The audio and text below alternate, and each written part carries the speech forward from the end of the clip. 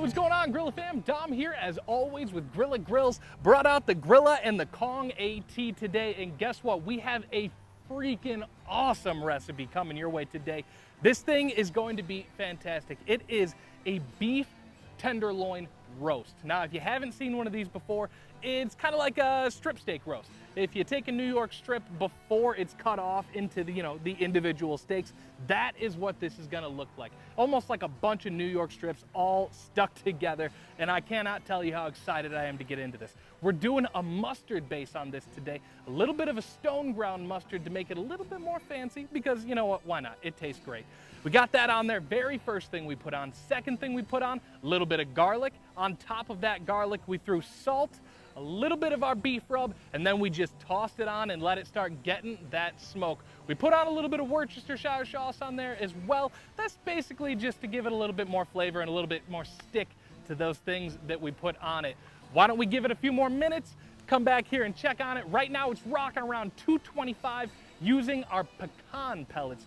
Frankly, I've kind of gotten on a pecan kick lately, and I'm really digging it. So like I said, pecan pellets at 225 on our Grilla. We're gonna come back at around, 120 is the temp I'm looking for, and then we're gonna sear it on our Kong. Give it a few minutes, we'll be back and check on it. Well, all right, Grilla Fam, so it's been an hour since we put our strip roast on here. This thing is looking fantastic, but why don't I let you guys see for yourselves? Oh, Grilla is putting in work right now, pumping out the smoke, and we are looking at just about 110, 111 on our temperature. We're gonna give it about 5 more degrees on that, and then we're gonna take it and put it on our Kong. I've got our Kong rocking at above 700 degrees right now, no diffuser, and we're gonna slap it on for about a minute on each side, maybe a little bit more, but we gotta be super careful to make sure it hits the exact temperature that we're looking for. I'm thinking around 135 is what I'm thinking today. That's a decent medium rare for us. So let's give it a couple more, get it on our Kong, and then get to eating. All right, Grilla Fam, it is time to show you my 2 favorite parts about having 2 different kinds of grills here at the studio. So we had our strip roast rocking along on our Grilla at 225 for a little over an hour.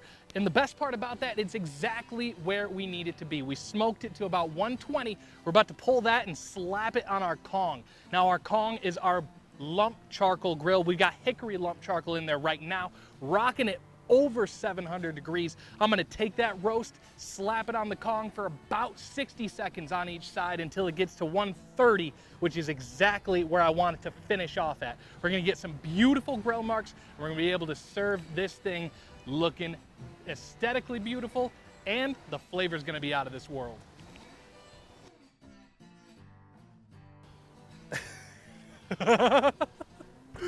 All right, guys, I'm sorry. I can't stop myself from laughing. This thing looks too good. I treated this basically the same way I would treat a New York strip. This is gonna taste exactly like a New York strip. We took our stone ground mustard, slathered it all over, a little bit of garlic on there, beef rub, and some salt. Worcester as well, just to make sure things stuck a little bit better. And I mean, look at it. We put it on our Grilla at 225 until it hit around 120, pulled it off, and 60 seconds aside on our Kong when it was rocking at 700. That is all you need to know to make a beautiful strip roast like this. Obviously, we've got to dive on in here because, frankly, I just can't stop myself. I'm gonna get into the best piece of this. I cut myself off something that's almost a full steak size off of this roast, so I think I'm gonna really enjoy this one. Go for a piece right in the middle, yeah?